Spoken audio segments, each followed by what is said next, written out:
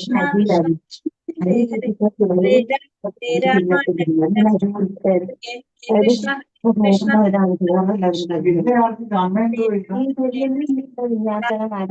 വീടിന്റെ കാര്യം സമയത്തായിരുന്നു Hare Rama, Rama Rama, Hare Hare. Hare Krishna, Krishna Krishna, Hare Hare, Hare Rama, Rama Rama, Hare Hare. Hare Krishna. Hare Krishna, എല്ലാവർക്കും പ്രണാമം. ഹരേ കൃഷ്ണ. ഓം നമോ ഭഗവതേ വാസുദേവായ. ഭഗവതേ വാസുദേവായ. ഓം നമോ ഭഗവതേ വാസുദേവായ. ഓം അജ്ഞാനതിമിരാന്തസ്യ ജ്ഞാനാഞ്ജനാശലാകയ ചക്ഷുരുന്മീലിതം യേന തസ്മൈ ശ്രീ ഗുരവേ നമഃ. നമോ വിഷ്ണുപാദായ കൃഷ്ണപ്രേഷ്ഠായ ഭൂതലേ ശ്രീമതേ ഭക്തിവേദാന്ത സ്വാമിനിധി നാമിനേ. നമസ്തേ സാരസ്വതേ ദേവേ ഗൗരവാണി പ്രചാരിണേ നിർവിശേഷ ശൂന്യവാദി പാശ്ചാത്യദേശധാരിണേ. ജയ ശ്രീകൃഷ്ണ ചൈതന്യ പ്രഭു നിത്യാനന്ദ ശ്രീ അദ്വൈത ഗദാധര ശ്രീവാസാദി ഗൗരഭക്തവൃന്ദ. ഹരേ കൃഷ്ണ കൃഷ്ണ കൃഷ്ണ ഹരേ ഹരേ, ഹരേ രാമ രാമ രാമ ഹരേ ഹരേ. ഹരേ കൃഷ്ണ. ശ്രീ ശ്രീ രാധാ ഗോവിന്ദ് ടെമ്പിൾ ഇസ്കോൺ ബാംഗ്ലൂരിന്റെ 18 ദിവസത്തെ ഭഗവത്ഗീത ക്ലാസ്സിലേക്ക് എല്ലാവർക്കും സ്വാഗതം. ഹരേ കൃഷ്ണ. എല്ലാവർക്കും പ്രണാമം. ഹരേ കൃഷ്ണ. ഹരേ കൃഷ്ണ മാതാജി. ഹരേ കൃഷ്ണ. എല്ലാവർക്കും പ്രണാമം. ഹരേ കൃഷ്ണ. അപ്പൊ നമ്മൾ ഇന്ന് അധ്യായം 13 അധ്യായത്തിലേക്ക് കടക്കാണ്. പ്രകൃതി പുരുഷൻ ക്ഷേത്രജ്ഞൻ അല്ലെ. പ്രകൃതി പുരുഷൻ ക്ഷേത്രജ്ഞൻ 13 അധ്യായം. ഏത് യോഗം തുടങ്ങാണെന്ന്? ജ്ഞാനയോഗം പഠിക്കണമെങ്കിൽ കുറച്ച് ബുദ്ധി വേണമെന്നാ ഭഗവാൻ പറയുന്നത്. നമുക്ക് ഉണ്ടല്ലോ അല്ലെ, നമുക്ക് അതില്ലെങ്കിൽ ഭഗവാൻ തരും ഇപ്പൊ അല്ലെ. ഹരേ കൃഷ്ണ. അങ്ങനെയാ പറയുന്നത്. ജ്ഞാനയോഗം വേണമെങ്കിൽ മറ്റുള്ള ഓരോ യോഗത്തിന് ഓരോരോ ചെറിയ ചെറിയ പ്രോബ്ലംസ് പറയുന്നുണ്ടല്ലോ. അപ്പൊ അതില് ജ്ഞാനയോഗത്തിന്റെ ഒരു പ്രശ്നം അതാണ്, ബുദ്ധി ഉണ്ടെങ്കിൽ ജ്ഞാനയോഗം പഠിക്കാൻ പറ്റുള്ളൂ എന്ന് പറയും. അപ്പൊ ആ ബുദ്ധി ആര് തരണം? നമുക്ക് ഭഗവാൻ തന്നെ തരണം അല്ലെ. ഭഗവാനെ കുറിച്ച് അറിയണമെങ്കിൽ ഭഗവാൻ തന്നെ തരണം നമുക്ക് ആ ബുദ്ധി. അപ്പൊ അതാണ് ജ്ഞാനയോഗം. അപ്പൊ ജ്ഞാനയോഗത്തിലേക്ക് കടക്കാണ്. 13 അധ്യായം പ്രകൃതി പുരുഷൻ ക്ഷേത്രജ്ഞൻ അദ്ദേഹത്തിന്റെ പേര്. അതിനു മുന്നേ നമ്മൾ ഇന്നലെ ഭക്തിയോഗം 12 അധ്യായത്തിൽ എന്താ പറഞ്ഞത്? പറഞ്ഞത് എന്തിനാ അതൊക്കെ ചോദിക്കണെന്നറിയുന്നു. നമ്മൾ ഈ രാത്രി 10 മണിക്ക് അടച്ചു കഴിഞ്ഞാൽ വൈകുന്നേരം 9 മണിക്ക് എടുക്കുന്നത്. അപ്പൊ നമുക്ക് നമ്മളെ ഒന്ന് ഉറപ്പിക്കാനാണ്, ഭക്തിയുടെ മൂഡിലേക്ക് വരണം. നമ്മളിപ്പോ ഇതൊക്കെ കുറച്ച് പഠിക്കാണ്. ഫുള്ള് രാവിലെ തൊട്ട് വേറെ രീതിയിൽ ഇങ്ങനെ നടന്നുകൊണ്ടിരിക്കുക ഓരോരോ കാര്യങ്ങള്. അപ്പൊ വൈകുന്നേരം വീണ്ടും ഭഗവാനെ കുറിച്ച് അറിയേണ്ട സമയമായി നിന്ന് നമ്മളെ തന്നെ ഒന്ന് ഓർമ്മിപ്പിക്കാൻ വേണ്ടിട്ടാ ചോദിക്കുന്നത്. ഹരേ കൃഷ്ണ. നമ്മൾ എന്താ പറഞ്ഞത്? ഭക്തിയോഗത്തില് ഉപയോഗിക്കുന്നവരാണോ അതോ ഭക്തിവരാണോ യഥാർത്ഥ എല്ലായ്പ്പോഴും ധ്യാനിച്ചുകൊണ്ട് സർവകർമ്മങ്ങളും എനിക്കായി അർപ്പിച്ചു ചെയ്താല് ഭക്തിയുഗ സേവനത്തിൽ ഏർപ്പെടുന്നവരെ ജനന മരണങ്ങളുടെ സമുദ്രത്തിൽ നിന്ന് കരകയറ്റും. അല്ലെ. ഭഗവാൻ കരകയറ്റെന്ന് പറഞ്ഞു. അതായത് ജനന മരണങ്ങളുടെ സമുദ്രത്തിൽ നിന്ന് കരകയറ്റെന്ന് വെച്ചാൽ എന്താണ് സംഭവിക്കുന്നത്? നമുക്ക് അവിടെ മോക്ഷം കിട്ടാന്ന് വെച്ചാൽ എന്താ ഉദ്ദേശിക്കുന്നത്? കുറെ കേട്ടിട്ടുണ്ട് നമ്മള്. മോക്ഷം കിട്ടും ഭഗവാന്റെ സന്നിധിയിലെത്താൻ. ഭഗവാന്റെ സന്നിധിയിലെത്താനായിട്ട് ഭഗവാന്റെ സേവനം ചെയ്യാൻ, ഭഗവാന്റെ സന്നിധിയിലെത്താം. മുക്തി. നമുക്ക് ഈ ഭൗതിക ലോകത്തിൽ നിന്നും മോചനം നേടാം. ഭൗതിക ലോകത്തിലാണ് എന്തുള്ളത്? ജന്മമൃത്യു ജരാവ്യാധികൾ നമ്മൾ പഠിച്ചു. ജന്മമൃത്യു ജരാവ്യാധികളിൽ എന്ന് പഠിക്കുന്നുള്ളത് ജനന മരണ വാർദ്ധക്യം. ഇതൊക്കെ നമുക്ക് മാറ്റാൻ സാധിക്കും. ഇതിനൊക്കെ നമുക്ക് നമ്മൾ ജനിച്ച പോലെയാണോ ഇപ്പൊ ഇരിക്കുന്നത്? അല്ല അല്ലെ. നമുക്ക് മാറ്റങ്ങൾ നമ്മുടെ ശരീരത്തിന് പല വിധത്തിലുള്ള മാറ്റങ്ങൾ കടന്നുകൊണ്ട് ജരാനരകൾ ബാധിക്കുന്നുണ്ട്. ഇതൊന്നും നമുക്ക് മാറ്റാൻ സാധിക്കില്ല. ഇതൊക്കെ എവിടെ മാത്രമേ ഉള്ളൂ? നമ്മുടെ ഈ ഭൗതിക ലോകത്തിൽ മാത്രമേ ഉള്ളൂ. അപ്പൊ ഇതിൽ നിന്ന് മോചനം നേടണമെങ്കിൽ നമുക്ക് എന്ത് വേണം? ഇവിടെ നിന്ന് പോകണം. നമ്മള് ഭഗവാന്റെ ലോകത്തിൽ പോയി കഴിഞ്ഞാൽ അവിടെ എന്താണ്? ഭഗവാൻ എപ്പോഴും നിത്യ യൗവനാണ്. ഭഗവാൻ എപ്പോഴും ഒരേപോലെയാണ്. ഭഗവാനെ നമ്മൾ വയസ്സായിട്ട് കണ്ടിട്ടുണ്ട്? ഏതെങ്കിലും പിക്ചർ കണ്ടിട്ടുണ്ടോ ഭഗവാൻ ശ്രീകൃഷ്ണനെ വയസ്സായിട്ട്? അല്ലേ. ബ്രഹ്മാവിനെ കണ്ടിട്ടുണ്ടാവും അല്ലെ. ബ്രഹ്മാവിന്റെ മുടിയൊക്കെ നരച്ചിട്ടൊക്കെ നമ്മൾ കണ്ടിട്ടില്ലേ? ഫോട്ടോസ് ഒക്കെ കണ്ടിട്ടുണ്ടാവില്ലേ? ബ്രഹ്മാവിന്റെ കണ്ടിട്ടുണ്ടോ? പക്ഷെ ശ്രീകൃഷ്ണനെ കണ്ടിട്ടുണ്ടോ എപ്പോഴെങ്കിലും? ഏതെങ്കിലും ഫോട്ടോ നമ്മൾ അങ്ങനെ കണ്ടിട്ടുണ്ടോ? ഇല്ല. ഭഗവാൻ എപ്പോഴും നിത്യ യൗവനനാണെന്നാ പറയുന്നത്. അവിടെ പോയാലേ നമുക്ക് അതേപോലെ നമുക്ക് നിൽക്കാൻ പറ്റുള്ളൂ. അപ്പൊ നമ്മള് ഈ ഭക്തി യോഗത്തില് നമ്മൾ എന്താ കണ്ടത്? നമ്മൾ പറഞ്ഞു ഭക്തി ചെയ്യാൻ വേണ്ടിയിട്ട് 5 തരത്തിൽ ഭഗവാൻ പറഞ്ഞു തന്നു. നമുക്ക് ഏത് വേണമെങ്കിലും നമുക്ക് സെലക്ട് ചെയ്യാം. ഒന്ന് നമ്മള് അനന്യ ഭക്തി, അതായത് സ്വമേധയാ തന്നെ നമ്മൾ സ്വയമായിട്ട് നമ്മള് മനസ്സും ബുദ്ധിയും ഭഗവാനിൽ ഉറപ്പിച്ചിട്ട് ഭഗവാന്റെ സേവനം ചെയ്യാം. ഒന്നാമത്തെ നമ്മൾ കണ്ടു. അത് ചെയ്യാൻ സാധിക്കാത്തവർക്ക് ഒരു ഗുരുവിലൂടെ അല്ലെങ്കിൽ ഒരു ആചാര്യനിലൂടെ അവര് പറയുന്നത് അനുസരിച്ച് കൊണ്ട്, അതായത് നമ്മൾ ആ നിയാമക തത്വങ്ങളെല്ലാം പാലിച്ചുകൊണ്ട് നിഷ്ഠകളോടുകൂടി നമ്മൾ പതുക്കെ പരിശീലനത്തിലൂടെ, നിഷ്ഠയും പരിശീലനത്തിലൂടെ ചെയ്ത് നമ്മൾ എന്തിലെത്തുന്നു? നമ്മൾ ഈ പറഞ്ഞ ഫസ്റ്റത്തെ ഭക്തിയിലേക്ക് എത്തുന്നു, ഭഗവാന് സേവനം ചെയ്യുന്നു. രണ്ടാമത്തെ, അതും ചെയ്യാൻ സാധിക്കുന്നവർക്ക് എന്ത് വേണം ചെയ്യാം? ഭഗവാന് വേണ്ടി പ്രവർത്തിക്കാന്ന് പറഞ്ഞു അല്ലെ. ഓഫീസ് ഉണ്ടാക്കാം, കെട്ടിടങ്ങൾ പണിയാനായിട്ട്, അല്ലെങ്കിൽ എന്താണ് ക്ഷേത്രം പണിയാനായിട്ട് സഹായിക്കാം, പുസ്തകങ്ങൾ പ്രസിദ്ധീകരിക്കാൻ സഹായിക്കാം. അപ്പൊ ഭഗവത്ഗീത ഭഗവാനെ കുറിച്ച് പറഞ്ഞ ഈ വാണി, ഇത് മറ്റുള്ളവരിലേക്ക് എത്തിക്കാനായിട്ട് സഹായിക്കും. ഇവൻ നമ്മുടെ ക്ലാസ്സിനെ കുറിച്ച് തന്നെ നമ്മൾ 10 പേരോട് പറഞ്ഞ് അതിൽ കയറ്റി കഴിഞ്ഞാൽ അതും എന്താണ്? നമ്മളൊരു സേവന ചെയ്യുന്നത്. ഭഗവാനെ കുറിച്ച് നമ്മൾ പറഞ്ഞു കൊടുക്കാം മറ്റുള്ളവർക്ക് അല്ലെ. അപ്പൊ അതൊക്കെ എന്തിൽ വരും? നമ്മൾ ഈ പറഞ്ഞ സേവനത്തിൽ വരും. മൂന്നാമത്തത്, അതും ചെയ്യാൻ സാധിക്കില്ല, ഭക്തിയിലൂടെ മാത്രം, ഭക്തന്മാർക്ക് മാത്രമല്ല അല്ലാത്തവർക്കും ഭഗവാനെ പ്രാപിക്കാനുള്ള അവസരം ഭഗവാൻ കൊടുക്കുന്നുണ്ട്. 4ാമത്തെ പോയിന്റ് എന്താ പറഞ്ഞത്? സേവനങ്ങൾ വേറെ രീതിയിൽ, മാനുഷികമായിട്ട് അല്ലെങ്കിൽ സാമൂഹ്യ സേവനങ്ങളിലുള്ള ഭക്തി അല്ലാതെ രീതിയിലും ചെയ്തുകൊണ്ട് നമുക്ക് എന്തിലേക്ക് കടക്കാം? ഇതിലേക്ക് എത്താം. വേറെ വഴി കൂടെ പോയാലും ഇവിടേക്ക് കയറാൻ സാധിക്കും. ഇനി അതും പറ്റാത്തവർക്ക് ഭഗവാനെ കുറിച്ചുള്ള ജ്ഞാനം നേടിയിട്ട് അങ്ങനെ നമുക്ക് എന്തിലേക്ക് കടക്കാം? ഭക്തിയിലേക്ക് വരാം. അങ്ങനെ 5 തരത്തിൽ പറഞ്ഞു. പിന്നെ ഒരു ഭക്തൻ ഉണ്ടാവേണ്ട ഗുണങ്ങൾ എന്തൊക്കെയാണെന്ന്, എങ്ങനെയുള്ളവരാണ് ഭഗവാന് പ്രിയപ്പെട്ട ഭക്തൻ എന്ന് ഭഗവാൻ പറഞ്ഞു അല്ലെ. അപ്പൊ എങ്ങനെയുള്ളവരാണെന്ന് നമ്മൾ പറഞ്ഞു. എന്താണ് പറഞ്ഞ? മാനിച്ചാലും അപമാനിച്ചാലും ശത്രുക്കളോടും മിത്രങ്ങളോടൊക്കെ സമഭാവനയോടെ പെരുമാറുന്നത്, എല്ലാത്തിനെയും സുഖം വന്നാലും ദുഃഖം വന്നാലും കുറെ പോയിന്റുകൾ പറഞ്ഞു, നമ്മള് കുറെ ശ്ലോകങ്ങൾ പറഞ്ഞു അല്ലെ. അപ്പൊ അതൊക്കെ ചെയ്യുന്നവരാണ് ഒരു ഭഗവാന് പ്രിയപ്പെട്ട ഭക്തൻ എന്ന് പറഞ്ഞു. ലാസ്റ്റ് ഭഗവാൻ പറഞ്ഞു എന്താണ്?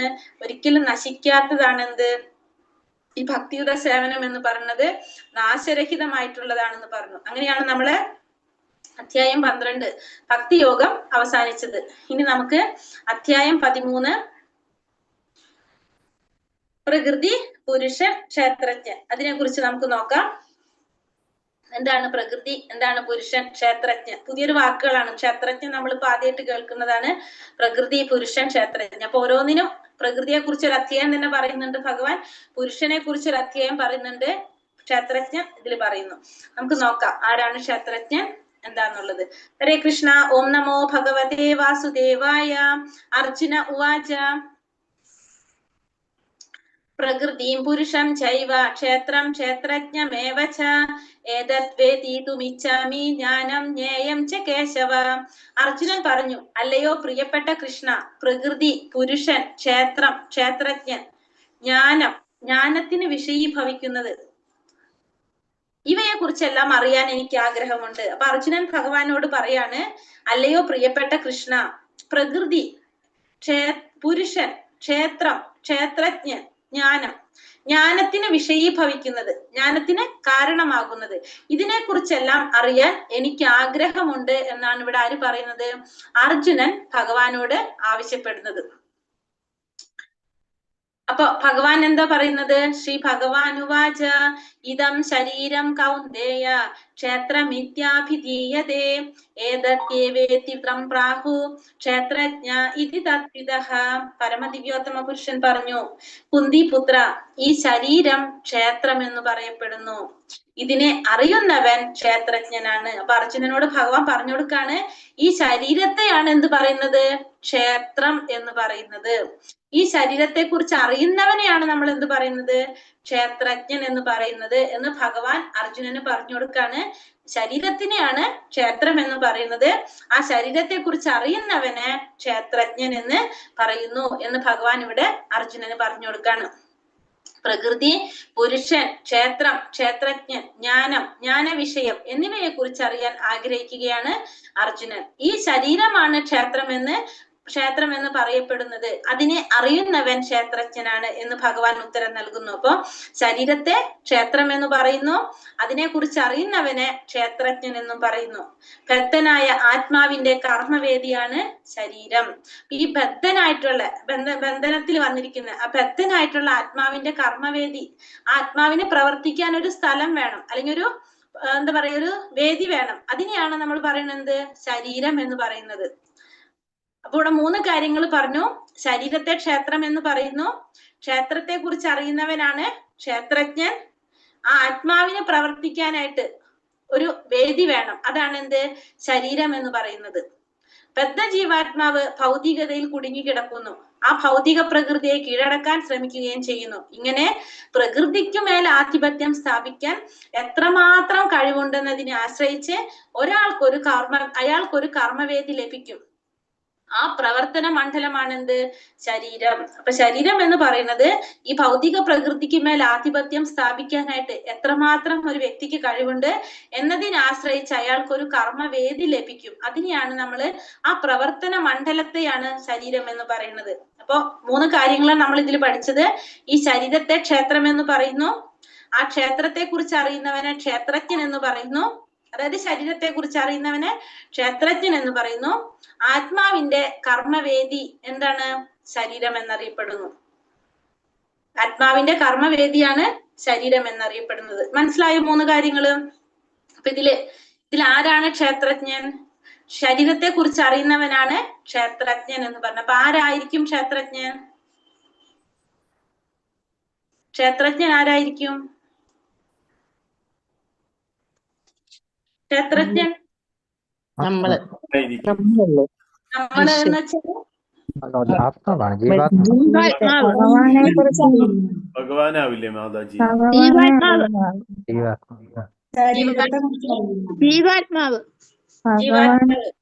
ജീവാത്മാവ്. പിന്നെ ആരാ പറഞ്ഞ? ഭഗവാൻ അല്ലെ? എന്തുകൊണ്ട് ജീവാത്മാവിനെ എന്തുകൊണ്ടാണ് നമ്മൾ ക്ഷേത്രജ്ഞൻ എന്ന് പറയാൻ കാരണം? ശരീരത്തെ അറിയുന്നത് കൊണ്ട് ജീവാത്മാ. ഭഗവാൻ എന്തുകൊണ്ട് ക്ഷേത്രജ്ഞൻ എന്ന് പറഞ്ഞു? സർവ ശരീരങ്ങളിലും കുടികൊള്ളുന്ന ഞാൻ. നമ്മൾ ഈ പറഞ്ഞ രണ്ടും കറക്റ്റ് ആണ്. ഈ ക്ഷേത്രജ്ഞൻ എന്ന് പറഞ്ഞ ആരാകാം? ജീവാത്മാവും ക്ഷേത്രജ്ഞനാണ്, പരമാത്മാവ് അതായത് ഭഗവാനും ക്ഷേത്രജ്ഞനാണ്. ഇത് രണ്ടും തമ്മിലൊരു വ്യത്യാസമുണ്ട്. ജീവാത്മാവും പരമാത്മാവും രണ്ടുപേരും ക്ഷേത്രജ്ഞന്മാരാണ്. അപ്പൊ പറഞ്ഞത് കറക്റ്റ് ആണ്. ജീവാത്മാവിന് ശരീരത്തെ കുറിച്ച് അറിയാം, പരമാത്മാവിനും ശരീരത്തെ കുറിച്ച് അറിയാം. അപ്പൊ ഈ 2 പേരും ആരാണ്? ക്ഷേത്രജ്ഞൻ തന്നെയാണ്. പക്ഷെ ഇവർ രണ്ടു തമ്മിലൊരു വ്യത്യാസമുണ്ട്. എന്താണെന്ന് അറിയാവോ? എന്തായിരിക്കും? ഒന്നും കൂടി ആലോചിച്ച് നോക്കിയേ. ജീവാത്മാവിന് മരണമുണ്ട്, ജീവാത്മാവിന് മരണമില്ല. ഇല്ല മരണമില്ല. ശരീരത്തിലാണ് മാറ്റേണ്ടത്. നമ്മളെ ബുദ്ധിമത്തിലെ കാര്യങ്ങളൊക്കെ അറിയാൻ പറ്റും. ജീവാത്മാവിന് ശരീരത്തെ പറ്റി മാത്രമേ അറിയൂ, പരമാത്മാവിന് ആത്മാവിനെ പറ്റി അറിയാം. പരമാത്മാവിന് ആത്മാവിനെ കുറിച്ച് അറിയാം. മാതാജി കുറച്ചെത്തി, പകുതി കറക്റ്റായി, പകുതി പോയി. ഒന്നും കൂടി ഒന്ന് നോക്കി നോക്കിയേ. ജീവാത്മാവിന് ശരീരത്തെ പറ്റി മാത്രം അറിയുള്ളൂ, പരമാത്മാവിന് ശരീരത്തെ പറ്റി, മനസ്സിനെ പറ്റി, ആത്മാവിനെ പറ്റി എല്ലാം അറിയാം. അതായത് ഞാൻ പറയാം, പറയണ്ട ആരെങ്കിലും? ജീവനുള്ള ശരീരത്തില് ജീവാത്മാവ്. ഹരേഷ് മാതാജി ഞാൻ പറയാ. അപ്പൊ നമ്മൾ പറഞ്ഞു ജീവാത്മാവും പരമാത്മാവും ആര് തന്നെയാണ്? ക്ഷേത്രജ്ഞന്മാരാണ് അല്ലെ? അപ്പൊ ഈ ജീവാത്മാവിന് ആ ജീവാത്മാവിരിക്കുന്ന, ഇപ്പൊ നമുക്ക് നമ്മുടെ ശരീരത്തെ കുറിച്ച് മാത്രമേ അറിയുള്ളൂ. വേറൊരാളുടെ ശരീരത്തെ കുറിച്ച് നമുക്കറിയോ? ഇല്ല അല്ലെ? നമുക്ക് നമ്മുടെ ശരീരത്തെ കുറിച്ച്. അപ്പൊ ജീവാത്മാവിന് താൻ ഇരിക്കുന്ന ശരീരത്തെ കുറിച്ച് മാത്രമേ ആർക്കറിയുള്ളൂ? ജീവാത്മാവിന് അറിയുള്ളൂ. പക്ഷെ പരമാത്മാവ് എങ്ങനെയാണ്? എല്ലാവരുടെ ശരീരത്തിലും ആരുണ്ട്? പരമാത്മാ രൂപത്തിൽ ഭഗവാൻ ഇരിക്കുന്നുണ്ട്. അപ്പൊ പരമാത്മാവിന് എല്ലാവരുടെ ശരീരത്തെ കുറിച്ച് അറിയാൻ സാധിക്കും. അപ്പൊ ക്ഷേത്രജ്ഞന്മാരാണ് പരമാത്മാവും ജീവാത്മാവും. പക്ഷെ ജീവാത്മാവിന് താൻ ഇരിക്കുന്ന ശരീരത്തെ കുറിച്ച് മാത്രമേ അറിയുള്ളൂ. പരമാത്മാവിന് എല്ലാവരുടെ ശരീരത്തെ കുറിച്ച് അറിയാൻ പറ്റും. അതാണ് ആ വ്യത്യാസം രണ്ടുപേരും തമ്മിൽ. ഇപ്പൊ മനസ്സിലായോ?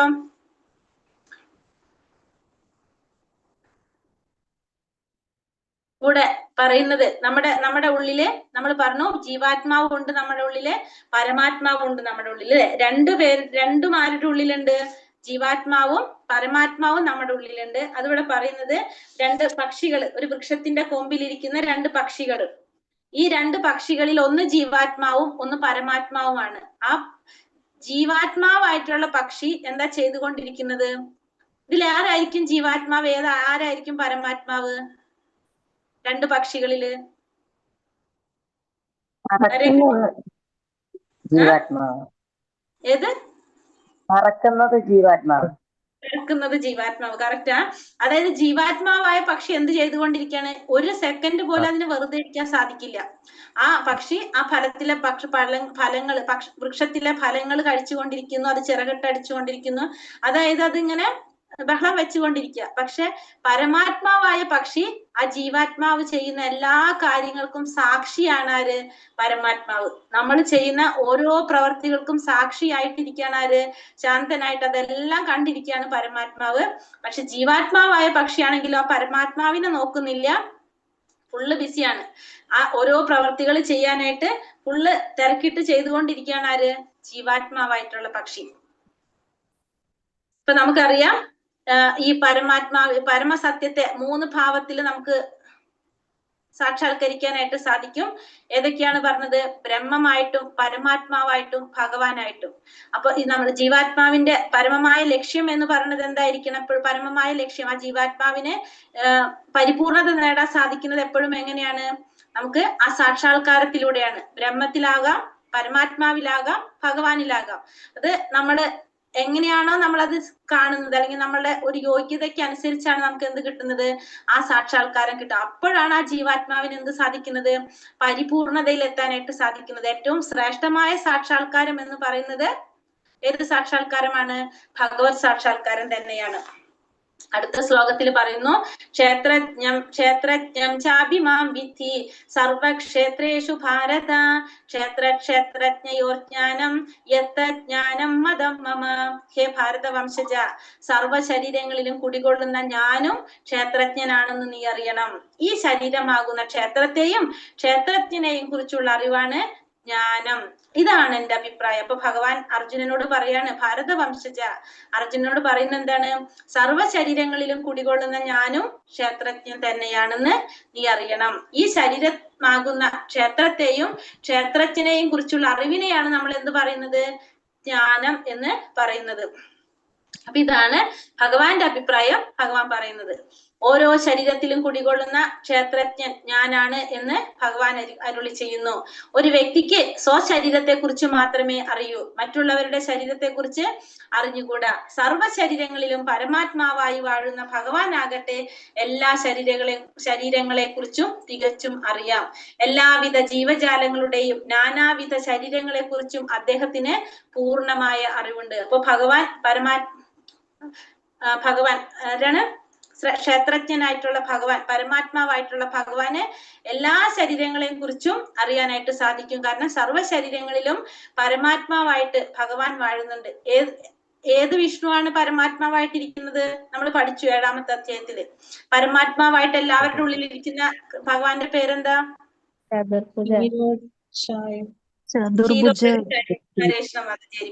ഏതാണ് പരമാത്മാവായിട്ടിരിക്കുന്നത്? ക്ഷീരോദകശായ വിഷ്ണുവാണ് ഉള്ളിലും പരമാത്മാവായിട്ടിരിക്കുന്നത്, അല്ലെ? അപ്പൊ അതുകൊണ്ട് ആ ക്ഷീരോദകശായ വിഷ്ണു, പരമാത്മാവായിരിക്കുന്ന ഭഗവാന് എല്ലാ ശരീരങ്ങളെ കുറിച്ചും അറിയാനായിട്ട് സാധിക്കും. എല്ലാവിധ ജീവജാലങ്ങളെയും നാനാവിധ ശരീരങ്ങളെ കുറിച്ചും അദ്ദേഹത്തിന് പൂർണ്ണമായിട്ടുള്ള അറിവുണ്ട്. ഇനി ആ ശരീരം എന്ന് പറഞ്ഞാല് എന്താണെന്നാണ് പറയുന്നത്. അപ്പൊ ശരീരം എന്ന് പറയുന്നത് 24 ഘടകങ്ങളാൽ ഉൾപ്പെട്ടതാണ് എന്ത്? ശരീരം എന്ന് പറയുന്നത്. അപ്പൊ ശ്ലോകം പറഞ്ഞിട്ടില്ല, നമുക്ക് വായിക്കാം. മഹാഭൂത്യാനഹങ്കാരോ ബുദ്ധിരവ്യക്തമേവ ച ഇന്ദ്രിയാണി ദശൈകം ച പഞ്ചചേന്ദ്രിയ ഗോചരഃ ഇച്ഛദ്വേഷസുഖം ദുഃഖം സംഘാതശ്ചേതനാധൃതിഃ ഏതത് ക്ഷേത്രം സമാസേന സാവികാരാമുദാഹൃതം. ഇവിടെ എന്തൊക്കെ പറഞ്ഞത്? 5 മഹാഭൂതങ്ങൾ, മിഥ്യാഹങ്കാരം, ബുദ്ധി, അവ്യക്തത, 10 ഇന്ദ്രിയങ്ങൾ, മനസ്സ്, ഇന്ദ്രിയ വിഷയങ്ങൾ, 5 ഇന്ദ്രിയ വിഷയങ്ങൾ, രാഗദ്വേഷങ്ങൾ, സുഖദുഃഖങ്ങൾ, സമദൃഷ്ടി, ജീവലക്ഷണങ്ങൾ, ദൃഢവിശ്വാസം എന്നിവയും ചുരുക്കത്തിൽ ക്ഷേത്രമായും അതിന്റെ പ്രതിപ്രവർത്തനങ്ങളായി വിവരിക്കപ്പെട്ടിട്ടുണ്ട്. ഇത് മനസ്സിലാവില്ല, അതിന്റെ ഇപ്പുറത്ത് പറയാം നമുക്ക് എന്തൊക്കെയാണ് പറയുന്നത്. അപ്പൊ ഈ ശരീരം എന്ന് പറഞ്ഞ 24 ഘടകങ്ങളുടെ സമൂഹത്തെയാണ് നമ്മൾ എന്ത് പറയുന്നത്, ഈ ശരീരം എന്ന് പറയുന്നത്. ഈ 24 ഘടകങ്ങൾ ഉൾപ്പെട്ടതാണ് നമ്മുടെ ശരീരം. ഈ ശരീരത്തിന് പല തരത്തിലുള്ള മാറ്റങ്ങൾ സംഭവിക്കുന്നുണ്ട്. എങ്ങനെയാണ്? 6 തരത്തിലാണ് നമ്മുടെ ശരീരത്തിന് മാറ്റം സംഭവിക്കുന്നത്. നമ്മൾ ജനിക്കുന്നു, ജനനശേഷം വളർച്ച, പിന്നെ സ്ഥിതി, പ്രത്യുൽപാദനം, ക്ഷയം, പിന്നെ മരണം. ഇങ്ങനെ ഈ പല ഘട്ടങ്ങളിലൂടെ 6 സ്റ്റേജസിലൂടെയാണ് നമ്മുടെ ശരീരം കടന്നു പോകുന്നത്. ഈ ശരീരം എന്ന് പറയുന്നത് 24 ഘടകങ്ങളുടെ ഒരു സമൂഹമാണ്. എന്തൊക്കെയാണ് ആ ഘടകങ്ങള്? പഞ്ചമഹാഭൂതങ്ങൾ. ഒന്നാമത്തെ പറയുന്നത് പഞ്ചമഹാഭൂതങ്ങൾ. ആ 5 എണ്ണം വരും. ഏതൊക്കെയാണ്? ഭൂമി, ജലം, അഗ്നി, വായു, ആകാശം. അതാണ് പഞ്ചമഹാഭൂതങ്ങൾ എന്ന് പറയുന്നത്. ഭൂമി, ജലം, അഗ്നി, വായു, ആകാശം, ഈ പഞ്ചമഹാഭൂതങ്ങള്. പിന്നെ വന്നിട്ട് 3-ാമത്തെ പാരഗ്രാഫ് നോക്കാം. കണ്ണ്, മൂക്ക്, നാക്ക്, ത്വക്ക്, ചെവി എന്നീ ജ്ഞാനേന്ദ്രിയങ്ങള്. ജ്ഞാനേന്ദ്രിയങ്ങള് 5 എണ്ണം. ഏതൊക്കെയാണ് ജ്ഞാനേന്ദ്രിയങ്ങള്? നമ്മുടെ കണ്ണ്, മൂക്ക്, നാക്ക്, ത്വക്ക്, ചെവി, ജ്ഞാനേന്ദ്രിയങ്ങള്. പിന്നെ വന്നിട്ട് കർമ്മേന്ദ്രിയങ്ങള്. കർമ്മേന്ദ്രിയങ്ങള് പറയുന്നത് ഏതൊക്കെയാണ്? കർമ്മം ചെയ്യുന്ന ഇന്ദ്രിയങ്ങള്. ശബ്ദം, കാലുകള്, കൈകൾ. അവിടെ ശബ്ദം എന്ന് പറയുമ്പോൾ അത് കണ്ഠമാണ് ഉദ്ദേശിക്കുന്നത് കേട്ടോ. ശബ്ദം, കാലുകൾ, കൈകൾ, ഗുദം, ഉൽപാദനേന്ദ്രിയം, ഈ കർമ്മേന്ദ്രിയങ്ങൾ. അപ്പൊ എത്ര എണ്ണായി? ഇപ്പൊ 5. ജ്ഞാനേന്ദ്രിയം വന്നു, കർമ്മേന്ദ്രിയം വന്നു. ഇനി അടുത്തത് ലാസ്റ്റ് പാരഗ്രാഫിൽ ഏറ്റവും ലാസ്റ്റ്, ഇന്ദ്രിയ വിഷയങ്ങൾ 5 എണ്ണം. ഗന്ധം, രസം, രൂപം, സ്പർശം, ശബ്ദം, ഇന്ദ്രിയ വിഷയങ്ങൾ 5. ഇപ്പൊ നമ്മള് 20 എണ്ണം പറഞ്ഞു. പഞ്ചമഹാഭൂതങ്ങൾ 5, കർമ്മേന്ദ്രിയങ്ങൾ 5, ജ്ഞാനേന്ദ്രിയങ്ങൾ 5, ഇന്ദ്രിയ വിഷയങ്ങൾ 5. 20 എണ്ണായല്ലോ. ഇനി വന്നിട്ട് 2-ാമത്തെ പാരഗ്രാഫില് മിഥ്യാഹങ്കാരം, ബുദ്ധി, പ്രകൃതിയുടെ അവ്യക്ത നിലയിലുള്ള 3 ഗുണങ്ങൾ. അപ്പൊ ഏതൊക്കെയായി? മിഥ്യാഹങ്കാരം, ബുദ്ധി, ത്രിഗുണങ്ങള്. 3 ഗുണങ്ങൾ എന്ന് പറഞ്ഞാല് അവ്യക്ത നിലയിലുള്ള 3 ഗുണങ്ങൾ എന്ന് ഉദ്ദേശിച്ചത് ത്രിഗുണങ്ങള്. പിന്നെ ഒരെണ്ണം ലാസ്റ്റ് പാരഗ്രാഫിൽ പറയുന്നത് ഇന്ദ്രിയങ്ങളെക്കാൾ ഉത്കൃഷ്ടമായ മനസ്സാണ് അടുത്തത്. അപ്പോ 24 ഘടകങ്ങൾ ഏതൊക്കെ വന്നത്? പഞ്ചമഹാഭൂതങ്ങൾ, ജ്ഞാനേന്ദ്രിയങ്ങൾ, കർമ്മേന്ദ്രിയങ്ങൾ, ഇന്ദ്രിയ വിഷയങ്ങൾ, മനസ്സ്, ബുദ്ധി, മിഥ്യാഹങ്കാരം, ഭൗതിക പ്രകൃതിയുടെ ത്രിഗുണങ്ങൾ. അങ്ങനെയാണ് 24 ഘടകങ്ങൾ. ഈ 24 ഘടകങ്ങളുടെ സമൂഹമാണ് എന്ത്? ഈ ശരീരം അല്ലെങ്കിൽ കർമ്മക്ഷേത്രം എന്നറിയപ്പെടുന്നത്. ഏതൊക്കെയാണ്? പഞ്ചമഹാഭൂതങ്ങൾ, ജ്ഞാനേന്ദ്രിയങ്ങൾ, കർമ്മേന്ദ്രിയങ്ങൾ, ഇന്ദ്രിയ വിഷയങ്ങൾ, മനസ്സ്, ബുദ്ധി, മിഥ്യാഹങ്കാരം, ഭൗതിക പ്രകൃതിയുടെ ത്രിഗുണങ്ങൾ. ഇങ്ങനെ മനസ്സിലാക്കിയാൽ ചിലപ്പോൾ നിങ്ങൾക്ക് ഓർമ്മ നിൽക്കാം. അതുകൊണ്ടാണ് അങ്ങനെ പറഞ്ഞത്. പഞ്ചമഹാഭൂതങ്ങള്, കർമ്മേന്ദ്രിയം, ജ്ഞാനേന്ദ്രിയം, ഇന്ദ്രിയ വിഷയം, മനസ്സ്, ബുദ്ധി, മിഥ്യാഹങ്കാരം, ഭൗതിക പ്രകൃതിയുടെ ത്രിഗുണങ്ങൾ. ഈ 24 ഘടകങ്ങളുടെ സമൂഹം, അതാണ് കർമ്മക്ഷേത്രം അല്ലെങ്കിൽ ശരീരം എന്ന് പറയപ്പെടുന്നത്.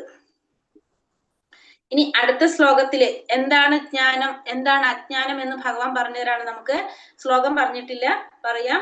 അമാനിത്തമതം പീത്തോ അഹിംസ ക്ഷാന്തിരാർജവം ആചാര്യോപാസനം ശൗചം സ്ഥൈര്യമാത്മാവി നിഗ്രഹ ഇന്ദ്രിയാർത്ഥേഷു വൈരാഗ്യം അനഹങ്കാര ഏവച ജന്മമൃത്യുജരാവ്യാധി ദുഃഖ ദോഷാനുദർശനം അസക്തീരനപി ശ്വങ്ക പുത്രദ്വാരാ ഗൃഹാദിഷു നിത്യം ച സമചിത്തത്വം ഇഷ്ടാനിഷ്ടോപപത്തിഷു മയി ചാനന്യയോഗേന ഭക്തിരവ്യാഭിചാരിണി വിവിക്തദേശസേവിത്വം അരതീർജന സംസതി അത്യാത്മജ്ഞാന നിത്യത്വം തത്വജ്ഞാനാർത്ഥ ദർശനം ഏതജ്ഞാനാമിതി പ്രോക്തം അജ്ഞാനം യതഥോന്യതാം.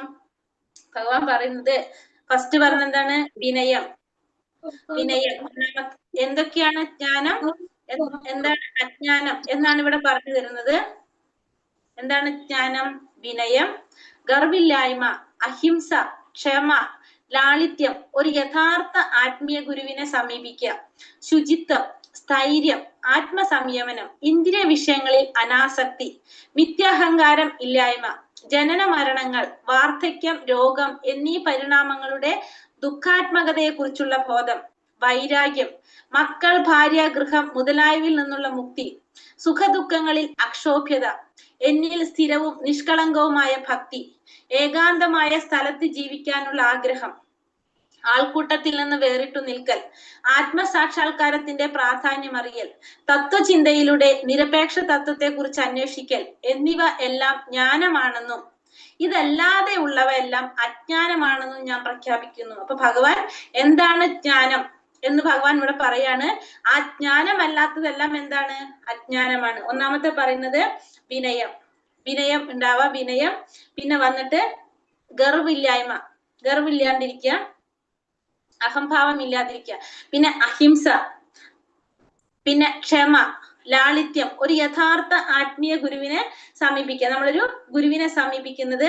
പിന്നെ വന്നിട്ട് ശുചിത്വം, സ്ഥൈര്യം, സ്ഥൈര്യം എന്ന് വെച്ചിട്ടുണ്ടെങ്കിൽ സ്ഥൈര്യത്തിന് നമുക്ക് എന്താ പറയുക, ദൃഢനിശ്ചയം, അതായത് നമുക്ക് മുന്നിലേക്ക് പോകാനുള്ള ഒരു ദൃഢനിശ്ചയം, ആത്മസംയമനം, പിന്നെ ഇന്ദ്രിയ വിഷയങ്ങളിൽ അനാസക്തി, മിഥ്യാഹങ്കാരം ഇല്ലാതിരിക്കുക, ജനന മരണങ്ങള്, വാർദ്ധക്യം, രോഗം എന്നീ പരിണാമങ്ങളുടെ ദുഃഖാത്മകതയെ കുറിച്ചുള്ള ബോധം. ഈ ജനന മരണങ്ങൾ, വാർദ്ധക്യം, രോഗം, ഈ പറഞ്ഞ പരിണാമങ്ങളിലൂടെ ദുഃഖാത്മകതയെ കുറിച്ചുള്ള ബോധം. പിന്നെ വൈരാഗ്യം, വൈരാഗ്യം എന്ന് വെച്ചിട്ടുണ്ടെങ്കിൽ ഭൗതികമായ ആഗ്രഹങ്ങളോടുള്ള വിരക്തി.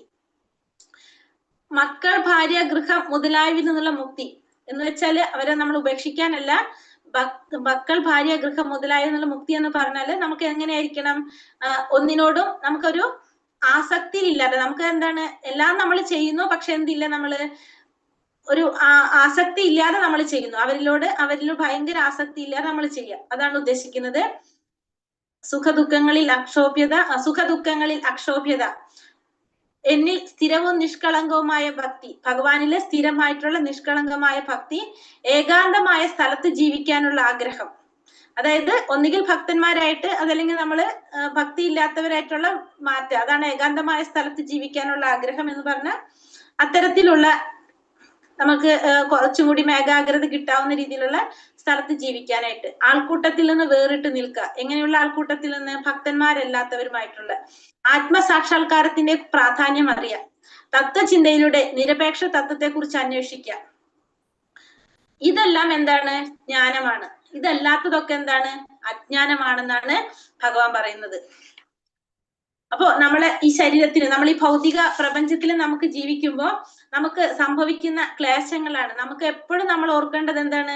നമ്മള് ഈ ക്ലേശങ്ങൾ നമ്മൾ എപ്പോഴും ഓർക്കണം. നമ്മളെ ഈ ഭൗതിക ലോകത്തിൽ നമ്മൾ ജീവിക്കുമ്പോൾ നമ്മളെ അനുഭവിക്കുന്ന, നമ്മൾ നേരിടുന്നതാണ് എന്ത്? ഈ ക്ലേശം. ജന്മ, മൃത്യു, ജരാവ്യാധി, ഈ ക്ലേശങ്ങളിലൂടെ നമ്മൾ കടന്നു പോകുന്നവരാണ്. ഇത് കടന്നു പോകാത്ത ആരും എവിടെ ഇല്ല? ഈ ഭൗതിക ലോകത്തിലില്ല. നമ്മൾ ജനിക്കുന്നു, ജന്മം, മരണമുണ്ട്, ജന്മ, മൃത്യു, ജരാനരകൾ ബാധിക്കുന്നു, വ്യാധികൾ സംഭവിക്കുന്നു, അസുഖങ്ങൾ സംഭവിക്കുന്നു. ഇതെല്ലാം എവിടെ സംഭവിക്കുന്നതാണ്? ഈ ഭൗതിക ലോകത്തില് സംഭവിക്കുന്നതാണ്. നമ്മൾ പുരോഗതി നേടിയെന്ന് പറഞ്ഞാലും ഇതിനെ മറികടക്കാൻ ആർക്കും സാധിച്ചിട്ടില്ല. നമുക്കറിയാം, നമ്മളിപ്പോ ജനിച്ചു കഴിഞ്ഞു, ചെറിയൊരു കുട്ടിയായിട്ടിരിക്കും, പിന്നെ നമ്മളെ ശരീരം വലുതാകുന്നു, പലതരത്തിലുള്ള മാറ്റങ്ങൾ സംഭവിക്കുന്നു, നമുക്ക് നല്ല രീതിയിൽ. അത് കഴിഞ്ഞ് പിന്നെ എന്ത് സംഭവിക്കാണ്? ജരാനരകൾ ബാധിക്കുന്നു. അപ്പൊ ഏതൊരു പ്രായത്തിനനുസരിച്ച് നമുക്ക് എന്താണ്, ശരീരത്തിന് പലതരം മാറ്റങ്ങൾ സംഭവിച്ച് നമുക്ക് പ്രായമായി ആ ജരാനരകൾ ബാധിക്കുക. എല്ലാവർക്കും സംഭവിക്കുന്നതാണ് എന്ത്? ഈ പറഞ്ഞ രീതിയിലുള്ള മാറ്റം. പിന്നെ ശൗചത്തിന് എടുത്തു പറയുന്നത് ആധ്യാത്മിക ജീവിത പുരോഗതിക്ക് ഒഴിച്ചുകൂടാൻ പാടില്ലാത്തതാണ് എന്ത്? ശൗചം. ആധ്യാത്മിക ജീവിത പുരോഗതിക്ക് നമുക്ക് ഒരിക്കലും ഒഴിച്ചുകൂടാൻ പാടില്ലാത്തൊരു കാര്യമാണ് എന്ത്? ശൗചം എന്ന് പറയുന്നത്. ശൗചം രണ്ട് തരത്തിലുണ്ട്. ഒന്ന് ബാഹ്യമായിട്ടുള്ളതും, രണ്ട് ആന്തരികമായിട്ടുള്ളത്, ആഭ്യന്തരമായിട്ടുള്ളത്. ബാഹ്യ ശൗചം നമുക്ക് എങ്ങനെ സാധിക്കാം? കുളി കൊണ്ട് നിറവേറ്റാനായിട്ട് സാധിക്കും. ആന്തരികമായ ശൗചത്തിനോ നിരന്തരം കൃഷ്ണസ്മരണ, നിരന്തരം ഭഗവാനെ സ്മരിക്കുക എന്നുള്ളതാണ്. ഹരേ കൃഷ്ണ കൃഷ്ണ കൃഷ്ണ ഹരേ ഹരേ, ഹരേ രാമ രാമ രാമ ഹരേ ഹരേ എന്ന മന്ത്രം ജപവുമാണ് ഉപാധി. ഹരേ കൃഷ്ണ മഹാമന്ത്രമാണ് എന്തിന് ഉപാധി? കൃഷ്ണനെ സ്മരിക്കുക, ഭഗവാന്റെ മന്ത്രം ജപിക്കുക. ഇതാണ് ആന്തരികമായിട്ടുള്ള ശൗചം എന്നതുകൊണ്ട് അർത്ഥമാക്കുന്നത്. മനസ്സിൽ അടിഞ്ഞുകൂടിയ മുൻജന്മ കർമ്മങ്ങളുടെ പൊടിപടലങ്ങളെ ഈ പ്രക്രിയയിലൂടെ തുടച്ചു മാറ്റാൻ സാധിക്കും. അപ്പോ നാമജപത്തിലൂടെ എന്ത് ചെയ്യാൻ സാധിക്കും എന്നാണ് ഇവിടെ പറയുന്നത്? മനസ്സിൽ അടിഞ്ഞു കൂടിയിട്ടുള്ള മുൻജന്മ കർമ്മങ്ങളുടെ പൊടിപടലങ്ങളെ ഈ പ്രക്രിയയിലൂടെ തുടച്ചു മാറ്റാനായിട്ട് നമുക്ക് സാധിക്കും. അപ്പൊ മഹാമന്ത്രം ജപിച്ചു കൊണ്ടിരുന്നാൽ നമുക്ക് എന്ത് ഉറപ്പാണ്? മുൻജന്മത്തില് നമ്മൾ ചെയ്ത കർമ്മത്തിന്റെ ഫലങ്ങൾ അതിനില്ലാതാക്കാനായിട്ട് നമുക്ക് ഇതിലൂടെ സാധിക്കും. സർവേന്ദ്രിയ ഗുണാഭാസം സർവേന്ദ്രിയ വിവർജിതം അസക്തം സർവപൃച്ഛൈവ നിർഗുണം ഗുണഭോക്ത്യച്ച. സർവ ഇന്ദ്രിയങ്ങളുടെയും ഉൽപ്പത്തി സ്ഥാനമാണ് പരമാത്മാവ്. എന്നിരുന്നാലും അവിടത്തേക്ക് ഇന്ദ്രിയങ്ങളില്ല. അപ്പൊ ഭഗവാൻ എന്ന് പറഞ്ഞാല് എല്ലാ ഇന്ദ്രിയങ്ങളുടെയും ഉൽപ്പത്തി സ്ഥാനമാണ് ആര്? ഭഗവാൻ. എന്നിരുന്നാലും ഭഗവാൻ എന്തില്ല? ഇന്ദ്രിയങ്ങളില്ല. സകല ജീവജാലങ്ങളെയും നിലനിർത്തി പോരുന്നെങ്കിലും ഭഗവാൻ അനാസക്തനാണ്, ത്രിഗുണങ്ങൾക്ക് അതീതനാണ്. അതേ സമയം തന്നെ ത്രിഗുണങ്ങളുടെ യജമാനനുമാണ് അദ്ദേഹം. അപ്പൊ സർവ ഇന്ദ്രിയങ്ങളുടെയും ഉൽപ്പത്തി സ്ഥാനം ആരാണ്? പരമാത്മാവാണ്. പക്ഷെ ഭഗവാൻ എന്തില്ല? ഇന്ദ്രിയങ്ങളില്ല. ഭഗവാന് നമ്മുടെ പോലെ കാണാനായിട്ട് കണ്ണുകൊണ്ട് മാത്രമേ കാണാൻ സാധിക്കുള്ളൂ. നമുക്ക് ഭക്ഷണം കഴിക്കണമെങ്കിൽ നമുക്ക് വായ വേണം, പിന്നെ അതേപോലെ തന്നെ കേൾക്കണമെങ്കിൽ നമുക്ക് ചെവി വേണം. ഇതിങ്ങനെ ഓരോ ഇന്ദ്രിയങ്ങളാണ് നമ്മുടെ ഓരോ പ്രവൃത്തികൾ ചെയ്യുന്നത്. പക്ഷെ ഭഗവാന്റെ ഇന്ദ്രിയങ്ങൾ അങ്ങനെയല്ല. ഭഗവാൻ ഏതും എല്ലാതും എവിടെ കൊണ്ട് ചെയ്യാനായിട്ട് സാധിക്കും. അതുകൊണ്ട് ഭഗവാൻ എന്തില്ല? ഇന്ദ്രിയങ്ങളില്ല എന്ന് പറയാം നമുക്ക്. ഭഗവാൻ എല്ലാ ഇന്ദ്രിയങ്ങൾക്കും എന്തിനും എല്ലാ പ്രവർത്തികളും ചെയ്യാനായിട്ട് സാധിക്കും. അതുപോലെ തന്നെ എല്ലാ ജീവജാലങ്ങളെയും നിലനിർത്തി പോരുന്നത് ആരാണ്? ഭഗവാനാണ്. പക്ഷെ എങ്കിലും ഭഗവാൻ എങ്ങനെയാണ്? ഒന്നിനോടും ആസക്തിയില്ല, അനാസക്തനാണ് ഭഗവാൻ. അതേപോലെ തന്നെയാണ് നമ്മളോടും പറഞ്ഞത്. നമുക്ക് നേരത്തെ പറഞ്ഞില്ലേ, ഭാര്യ, ഗൃഹം എന്നിവയിൽ നിന്നുള്ള മുക്തി എല്ലാത്തിനെയും നിലനിർത്തി പോരെങ്കിലും ഭഗവാൻ ഒന്നിനോടും എന്തില്ല? ആസക്തിയില്ല. അതേപോലെ തന്നെയാണ് നമ്മളോടും പറഞ്ഞത്, അജ്ഞാനത്തിൽ പറഞ്ഞു അല്ലെ, അനാസക്തനായിരിക്കും. നമ്മൾ ഒന്നിനോടും ആസക്തി ഉണ്ടാവരുത്. പിന്നെ ഗുണങ്ങൾക്ക് അതീതനാണ് ഭഗവാൻ. എങ്ങനെയാണ്? ഗുണങ്ങളുടെ യജമാനൻ ആരാണ്? ഭഗവാനാണ്. പക്ഷെ ഭഗവാൻ ഈ ഗുണങ്ങൾക്കെല്ലാം അതീതനാണ് ഭഗവാൻ എന്നാണ് ഇവിടെ നമുക്ക് പറഞ്ഞു തരുന്നത്. പിന്നെ പറയുന്നു, ജ്യോതിഷാമപി തജ്ജ്യോതി തമസാ പരമുച്യതേ ജ്ഞാനം ജ്ഞേയം ജ്ഞാനഗമ്യം ഹൃദി സർവസ്യ വിഷ്ഠിതം. അദ്ദേഹമാണ് സർവ്വ ജ്യോതിസുകളുടെയും സ്രോതസ്. അപ്പൊ എല്ലാ ജ്യോതിസുകളുടെയും സ്രോതസ് ആരാണ്? ഭഗവാനാണ്. പദാർത്ഥനിഷ്ഠമായ തമസിനെ അതിക്രമിച്ചു നിൽക്കുന്നതും അവ്യക്തമായിട്ടുള്ളതും അവിടുന്ന് തന്നെ. അപ്പൊ ഈ തമസിനെ, ഇരുട്ടിനെ അതിക്രമിച്ചു നിൽക്കുന്നതും അവ്യക്തമായിട്ടുള്ളതും ആര് തന്നെയാണ്? ഭഗവാൻ തന്നെയാണ്. അറിയേണ്ടതും അറിവിന്റെ ലക്ഷ്യവും സർവ്വഹൃദയങ്ങളിലും കുടികൊള്ളുന്നതും ആ പരമപുരുഷനാണ്. അറിയേണ്ടത് ആരെ കുറിച്ചാണ്? ഭഗവാനെ കുറിച്ചാണ്. അറിവ് ആരെ കുറിച്ചാണ്? ഭഗവാനെ കുറിച്ചാണ്. അറിവിന്റെ ലക്ഷ്യം ആരാണ്? ഭഗവാനാണ്. സർവ്വഹൃദയങ്ങളിലും കുടികൊള്ളുന്നതും ആരാണ്? ആ പരമപുരുഷനാണ്. അപ്പൊ എല്ലാറ്റിന്റെയും ലക്ഷ്യം ആരാണ്? ഭഗവാനാണ്. അവ്യക്തമായിട്ടുള്ളതും തമസിനെ അതിക്രമിച്ചു നിൽക്കുന്നതും അറിവ് എന്ന് വെച്ചാല് വേദം എന്ന് വെച്ചാൽ എന്താണ്? അറിവ്. അപ്പൊ എല്ലാ വേദങ്ങളും എല്ലാ അറിവും ആരാണ്? ഭഗവാനാണ്. അറിയേണ്ടത് ആരെ കുറിച്ചാണ്? ഭഗവാനെ കുറിച്ചാണ്. അറിവിന്റെ ലക്ഷ്യം എന്താണ്? നമുക്ക് എല്ലാ വേദങ്ങളും നമ്മൾ എവിടേക്കാണ് കൊണ്ടുപോകുന്നത്? ഭഗവാനിലേക്കാണ് കൊണ്ടുപോകുന്നത്. ആ സർവ്വ ഹൃദയങ്ങളിലും കുടികൊള്ളുന്നത് ആരാണ്? ആ പരമപുരുഷനാണ് എല്ലാവരുടെ ഹൃദയത്തിലും കുടികൊള്ളുന്നത്. പുരുഷ പ്രകൃതി സ്തോഹി ഭൂങ്ക്തേ പ്രകൃതി ജാൻ ഗുണാൻ കാരണം ഗുണസംഗസ്യ അസത്യോനി ജന്മസു. ഭൗതിക പ്രകൃതിയിൽ ജീവാത്മാവ് പ്രകൃതിയുടെ ത്രിഗുണങ്ങൾ അനുഭവിച്ചുകൊണ്ടുള്ള ജീവിത രീതി കൈക്കൊള്ളുന്നു. ഭൗതിക പ്രകൃതിയുമായുള്ള സമ്പർക്കത്താലാണിത്. അങ്ങനെ നല്ലതും ചീത്തയുമായ നാനാ യോനികളിൽ ജീവൻ പിറവിയെടുക്കുന്നു. അപ്പൊ ഈ ഭൗതിക പ്രകൃതിയില് ജീവാത്മാവ് എങ്ങനെയാ ചെയ്യുന്നത്? പ്രകൃതിയുടെ ഗുണങ്ങൾ അനുഭവിച്ചു കൊണ്ടുള്ള ജീവിത രീതി കൈക്കൊള്ളും. അപ്പൊ ഓരോ ജീവാത്മാവും ഈ ഭൗതിക പ്രകൃതിയിലേക്ക് വരുമ്പോ ഈ പ്രകൃതിയുടെ ഗുണങ്ങൾക്ക് അനുസൃതമായിട്ട് എന്ത് സംഭവിക്കാണ്? ആ ജീവിത രീതി കൈക്കൊള്ളേണ്ടതായിട്ട് വരുന്നത്. പ്രകൃതിയുടെ ഗുണങ്ങൾ നമ്മളെ സ്വാധീനിക്കുകയാണ്. ആ സ്വാധീനിക്കുന്നത് എങ്ങനെയാണ്? നമ്മുടെ പൂർവ്വജന്മത്തിന്റെ കർമ്മത്തിന്റെ അടിസ്ഥാനത്തിൽ അതനുസരിച്ചുള്ള ജീവിത രീതി കൈക്കൊള്ളുന്നു. എന്തുകൊണ്ടാണ് അത് സംഭവിക്കുന്നത്? ഭൗതിക പ്രകൃതിയുടെ സമ്പർക്കത്തിലാണ് സംഭവിക്കുന്നത്.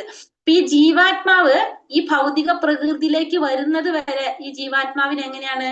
ജീവാത്മാവിന് ഒന്നുമില്ല. ജീവാത്മാവ് ഭഗവാനെ പോലെ തന്നെ എല്ലാ ഗുണങ്ങളും ഭഗവാന്റെ അംശമാണ്. അപ്പൊ ആ തരത്തിലുള്ള ഗുണങ്ങൾ ആർക്കുണ്ട്? ജീവാത്മാവുണ്ട്. പക്ഷെ ഈ പ്രകൃതിയിലേക്ക് വരുമ്പോഴാണ് ഈ ജീവാത്മാവിന് എന്ത് സംഭവിക്കുന്നത്? ഈ ജീവാത്മാവ് ഈ ഗുണങ്ങളുടെ സ്വാധീനത്തിൽ വരുന്നത്. ഈ ഗുണങ്ങളുടെ സ്വാധീനത്തിൽ വരുന്നത് ബദ്ധാത്മാവാണത് എപ്പോഴാണ്? ഈ പ്രകൃതിയിലേക്ക് വരുന്ന ഈ ഗുണങ്ങൾ സ്വാധീനിക്കുമ്പോ. അപ്പൊ ഈ ഗുണങ്ങളുടെ സ്വാധീനത്തിനനുസരിച്ചാണ് ആരുടെ സ്വഭാവത്തിൽ മാറ്റം വരുന്നത്? ഈ ജീവാത്മാവില് മാറ്റം വരുന്നത്. അപ്പൊ പ്രകൃതിയുമായിട്ടുള്ള സമ്പർക്കം കൊണ്ടാണ് അത് സംഭവിക്കുന്നത്. അങ്ങനെ നല്ലതും ചീത്തയുമായിട്ടുള്ള നാനാ യോനികളിൽ ആർക്ക് പിറവിയെടുക്കേണ്ടതായിട്ട് വരും? ഈ ജീവാത്മാവിന് വരേണ്ടതായിട്ട് വരും. അപ്പൊ നമുക്കറിയാം 84 ലക്ഷം ജീവഗണങ്ങളിലെ ഏതില് വേണമെങ്കിലും വന്ന് ആര് ജന്മം എടുക്കാം? ഏത് ശരീരത്തിൽ വേണമെങ്കിലും വരാനായിട്ട് ആർക്ക് സാധിക്കും? ജീവാത്മാവിന് സാധിക്കും. മനുഷ്യനാവാം, മൃഗങ്ങളാകാം, പക്ഷികളാകാം, വൃക്ഷങ്ങളാകാം, വെള്ളത്തിൽ ജീവിക്കുന്നതോ കരയിൽ ജീവിക്കുന്നതോ ഇഴജന്തുക്കളോ ഏതിൽ വേണമെങ്കിലും ആർക്ക് വരാൻ സാധിക്കും? പിറവിയെടുക്കാൻ സാധിക്കും. ഈ ജീവാത്മാക്കൾക്ക് പിറവിയെടുക്കാനായിട്ട് സാധിക്കും. ഇത് എങ്ങനെയാണ് സംഭവിക്കുന്നത്? പൂർവ്വജന്മത്തിൽ നമ്മൾ ചെയ്ത കർമ്മത്തിന്റെ അടിസ്ഥാനത്തില് അതിനനുസരിച്ച് ഈ ഭൗതിക പ്രകൃതിയില് ആ ഗുണങ്ങളുടെ സ്വാധീനം കൊണ്ടുമാണ് ഇത് നമുക്കിവിടെ സംഭവിക്കുന്നത്. അപ്പൊ ചിലപ്പോ പൂർവ്വജന്മത്തില് ഒരു മൃഗമായിട്ട്, ഒരു പന്നിയായിട്ടിരിക്കുന്ന, ഒരു മൃഗമായിട്ടിരിക്കുന്ന ആ ജീവാത്മാവ് അടുത്ത ജന്മത്തിൽ ആരുടെ ശരീരം സ്വീകരിക്കാം? ഒരു മനുഷ്യന്റെ ശരീരം സ്വീകരിക്കാം. ആ മനുഷ്യനായിട്ടിരിക്കുന്ന ജീവാത്മാവ് ഏത് ശരീരത്തിലേക്ക് പോകാം? പന്നിയുടെ ശരീരത്തിലേക്കും പോകാം. ഇങ്ങനെ രണ്ടും സംഭവിക്കും. ഇതെങ്ങനെയാ വരുന്നത്? പൂർവ്വജന്മത്തിൽ നമ്മൾ ചെയ്ത കർമ്മത്തിന്റെ അടിസ്ഥാനത്തിലാണ് ഇതൊക്കെ നടക്കുന്നത്. അപ്പൊ മനുഷ്യന് മൃഗമാവാനും സാധിക്കും, മൃഗം മനുഷ്യനാകാനും സാധിക്കും. ഭൗതിക തൃഷ്ണയുടെ പ്രേരണ മൂലം ജീവാത്മാവ് ചിലപ്പോൾ ദേവനാകാം, ചിലപ്പോൾ മനുഷ്യനാകാം, ചിലപ്പോൾ വന്യമൃഗവുമായേക്കാം. പക്ഷിയായും പുഴുവായും ജലജന്തുവായും പുണ്യാത്മാവായും മൂട്ടയായി പോലും ചിലപ്പോൾ പിറന്നു വരാം. അത് ഇങ്ങനെ തുടർന്നുകൊണ്ടേയിരിക്കുന്നു. ഏത് രൂപമെടുത്താലും തന്റെ പരിതസ്ഥിതികളുടെ ആധിപത്യം തനിക്ക് തന്നെയാണെന്ന് ജീവാത്മാവ് കരുതുന്നു. എന്നാൽ അത് ഭൗതിക പ്രകൃതിക്ക് അധീനനാണെന്നതാണ് സത്യം. അപ്പൊ ഈ ഭൗതിക തൃഷ്ണയുടെ, ഭൗതികമായിട്ടുള്ള നമ്മുടെ ഈ ആഗ്രഹങ്ങളുടെ പ്രേരണ മൂലം ജീവാത്മാവ് ചിലപ്പോൾ ആരാകാം? ദേവന്മാരായിട്ട് വരാം. ദേവന്മാര്, ഇപ്പൊ നമ്മൾ ഈ ജീവാത്മാക്കള്, ഇപ്പൊ നമ്മളിപ്പോ ഇന്ന് മനുഷ്യനായി, നമ്മൾ ചിലപ്പോ നാളെ ദേവനാകാം, ചിലപ്പോ നമ്മൾ മനുഷ്യരാകാം, മറ്റു ചിലപ്പോ നമ്മൾ വന്യമൃഗമായിട്ട് ജന്മമെടുക്കാം, പക്ഷിയായിട്ട് ജനിക്കാം, പുഴുവായിട്ട് ജനിക്കാം, ജലജന്തുവായിട്ടോ പുണ്യാത്മാവായിട്ടോ മൂട്ടയായിട്ട് പോലും നമുക്ക് ജന്മം എടുക്കാൻ സാധിക്കും. എങ്ങനെയാണ്? പൂർവ്വജന്മത്തിൽ ചെയ്ത കർമ്മത്തിന്റെ അടിസ്ഥാനത്തില്. ഇതിങ്ങനെ തുടർന്നുകൊണ്ടേയിരിക്കും. ഏത് രൂപം എടുത്താലും അതിന്റെ ഉത്തരവാദിത്വം അല്ലെങ്കിൽ ആധിപത്യം തനിക്ക് തന്നെയാണെന്നാണ് ആര് കരുതുന്നത്? ജീവാത്മാവ് കരുതുന്നത്. പക്ഷെ ശരിക്കും എന്താണ്? ഭൗതിക പ്രകൃതിയുടെ ത്രിഗുണങ്ങൾക്ക് അധീനനാണെന്നുള്ളതാണ് സത്യം. നമ്മൾ പഠിച്ചില്ലേ? പ്രകൃതേ ക്രിയമാണാനി ഗുണൈ കർമാണി സർവശഃ അഹങ്കാര വിമൂഢാത്മാ കർത്താഹമിതി മന്യതേ. ജീവാത്മാവ് വിചാരിക്കാണ് താനാണ് ഇതിനെല്ലാത്തിനും കാരണമെന്ന്. പക്ഷെ ത്രിഗുണങ്ങളാണ് ഇതിന് കാരണം. ഏവം വേത്തി പുരുഷം പ്രകൃതി ച ഗുണൈ സഹ സർവഥാ വർത്തമാനോപി നാസാ ഭൂയോപി ജായതേ. ഭൗതിക പ്രകൃതിയെയും ജീവസത്തയെയും പ്രകൃതിയിലെ ത്രിഗുണങ്ങളുടെ അന്യോന്യ ബന്ധത്തെയും വിശദമായി അറിഞ്ഞവർക്ക് നിശ്ചയമായും മോക്ഷം ലഭിക്കും. ഈ പഴത്തെ അവസ്ഥ എന്തായാലും അവർ ഈ ലോകത്തിൽ വീണ്ടും ജനിക്കില്ല. അപ്പൊ ഈ ഭൗതിക പ്രകൃതിയെ കുറിച്ച് മനസ്സിലാക്കുക, അതായത് 3 ഗുണങ്ങളെ കുറിച്ച് മനസ്സിലാക്കാം, ജീവാത്മാവിനെ കുറിച്ച് അറിയാം, പ്രകൃതിയിലെ ഗുണങ്ങളുടെ അന്യോന്യ ബന്ധത്തെയും, ഈ പ്രകൃതിയിലുള്ള ഈ ത്രിഗുണങ്ങളുടെ അന്യോന്യ ബന്ധത്തെ കുറിച്ച് മനസ്സിലാക്കുക. ഇത് വിശദമായിട്ട് അറിഞ്ഞവർക്ക് നിശ്ചയമായിട്ടും എന്ത് ലഭിക്കും? മോക്ഷം ലഭിക്കും. കാരണം ഈ പ്രകൃതിയുടെ ഗുണങ്ങളാണ് ഇതിനൊക്കെ കാരണമെന്ന് മനസ്സിലാക്കി ആ ജീവാത്മാവ് എന്ത് ചെയ്യാം? അതിനനുസരിച്ച് പ്രവർത്തിക്കുകയാണെങ്കിൽ അതിനെന്ത് സാധിക്കും? മോക്ഷം ലഭിക്കാനും സാധിക്കും. ഇപ്പോഴത്തെ അവസ്ഥ എന്ത് തന്നെയായാലും വീണ്ടും ഈ ലോകത്തില് ജന്മമെടുക്കേണ്ടതായിട്ട് വരില്ല. അപ്പൊ പ്രകൃതിയെ കുറിച്ചറിയാം, ജീവാത്മാവിനെ കുറിച്ചറിയാം, ഗുണങ്ങളുടെ അന്യോന്യ ബന്ധത്തെ കുറിച്ച് മനസ്സിലായവർക്ക് എങ്ങനത്തെ ഒരു സാഹചര്യമായാലും വീണ്ടും അവർക്ക് ഇവിടെ ജന്മമെടുക്കേണ്ടതായിട്ട് വരുന്നില്ല. പ്രകൃതൈവാച കർമാണി ക്രിയമാണാനി സർവശഃ യാ പശ്യതി തഥാത്മാന അകർത്താരം സ പശ്യതി.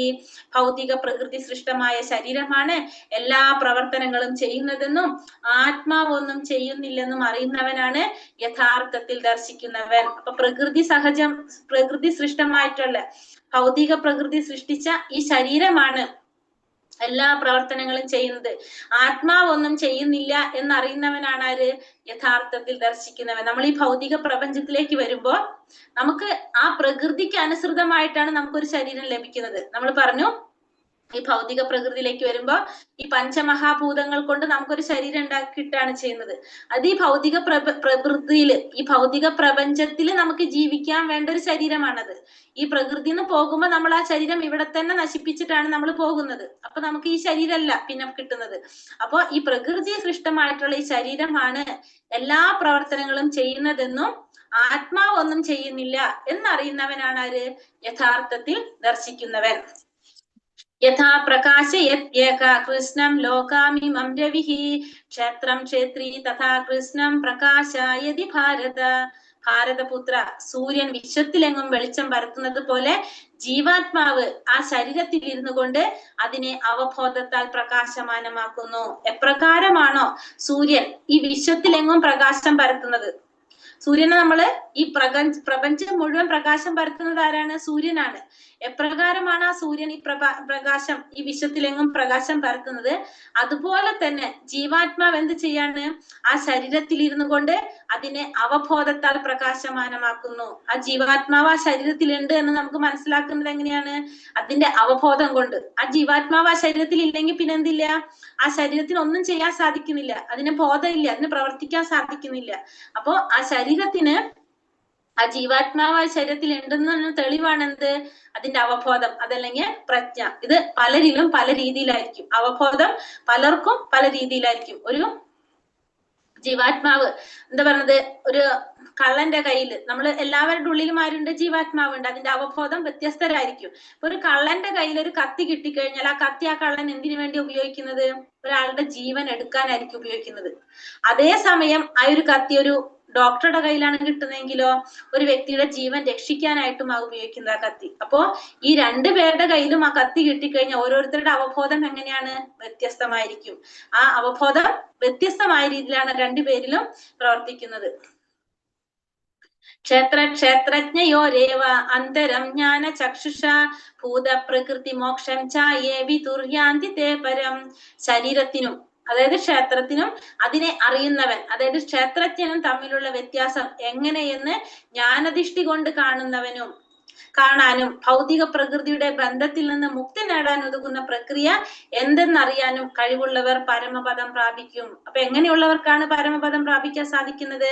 ശരീരത്തിനും അതിനെ അറിയുന്നവൻ, അതായത് ശരീരത്തിനും ക്ഷേത്രത്തിനും ക്ഷേത്രജ്ഞനും തമ്മിലുള്ള വ്യത്യാസം എന്താണെന്ന് ജ്ഞാനദൃഷ്ടി കൊണ്ട് കാണാൻ സാധിക്കുക. ശരീരവും ക്ഷേത്രജ്ഞൻ, അതായത് ജീവാത്മാവും പരമാത്മാവും ശരീരവും, ഇത് തമ്മിലുള്ള വ്യത്യാസം എന്താണെന്ന് ജ്ഞാനദൃഷ്ടി കൊണ്ട് കാണാനും ഈ ഭൗതിക പ്രകൃതിയുടെ ബന്ധത്തിൽ നിന്ന് മുക്തി നേടാൻ ഉതകുന്ന പ്രക്രിയ എന്താണെന്ന് അറിയാനും കഴിവുള്ളവർക്ക്, ഈ ഭൗതിക പ്രപഞ്ചത്തിൽ നിന്ന് മുക്തി നേടാൻ ഉതകുന്ന പ്രക്രിയ, അതിന്റെ ബന്ധനത്തിൽ നിന്ന് മുക്തി നേടാൻ ഉതകുന്ന പ്രക്രിയ എന്താണെന്ന് അറിയാനും കഴിവുള്ളവർക്ക് എന്ത് സാധിക്കും? പരമപദം പ്രാപിക്കാൻ സാധിക്കുമെന്നാണ് ഇവിടെ ഭഗവാൻ പറയുന്നത്. ഹരേ കൃഷ്ണ കൃഷ്ണ കൃഷ്ണ ഹരേ ഹരേ, ഹരേ രാമ രാമ രാമ ഹരേ ഹരേ. പഞ്ചകൽപതരൂപേശ കൃപാ സിന്ധോഭ്യവ ച പതിതാനാം പാവനേഭ്യോ വൈഷ്ണവേഭ്യോ നമോ നമ. അനന്തകോടി വൈഷ്ണവ ഭക്തവൃന്ദിക്ക് ജയ്. ശ്രീല പ്രഭുപാദിക്ക് ജയ്. ഗുരുദേവിക്ക് ജയ്. നിത്തായ് ഗൗരപ്രമാനന്ദേ. ഹരി ഹരി ബോൽ. ഹരേ കൃഷ്ണ. അപ്പൊ ഇവിടെ നമ്മൾ പറഞ്ഞു ശരീരം എന്താണ്? ക്ഷേത്രം എന്ന് പറഞ്ഞു അല്ലെ? ശരീരത്തെ ക്ഷേത്രം എന്ന് പറയുന്നു. ആ ശരീരത്തെ കുറിച്ച് അറിയുന്നവനെ ക്ഷേത്രജ്ഞൻ എന്ന് പറയുന്നു. അതിന് പ്രവർത്തിക്കാൻ വേണ്ടിട്ട് ഒരു കർമ്മവേദി വേണം, അതാണ് എന്ത്? ശരീരം എന്ന് പറയുന്നത്. പിന്നെന്താ പറഞ്ഞ? പ്രകൃതി. പ്രകൃതി എന്ന് വെച്ചാൽ എന്താണ്? ഈ ഭൗതിക പ്രപഞ്ചം, അതാണ് പ്രകൃതി എന്ന് പറയുന്നത്. പിന്നെ വേറെന്താ പറഞ്ഞത്? ജ്ഞാനം. ജ്ഞാനം എന്ന് വെച്ചാൽ എന്ത് പറഞ്ഞു? ശരീരത്തെ കുറിച്ചും ജീവാത്മാവിനെ കുറിച്ചും പരമാത്മാവിനെ കുറിച്ചുമുള്ള അറിവാണ് എന്ത്? ജ്ഞാനം എന്ന് പറയുന്നത്. അറിയേണ്ടത് എന്താണോ അതാണ് ന്യായം എന്ന് പറയുന്നത്. ഇത്രയും കാര്യങ്ങളാണ് നമ്മളിപ്പോ ഒന്ന് മനസ്സിലാക്കിയത് മെയിനായിട്ട്.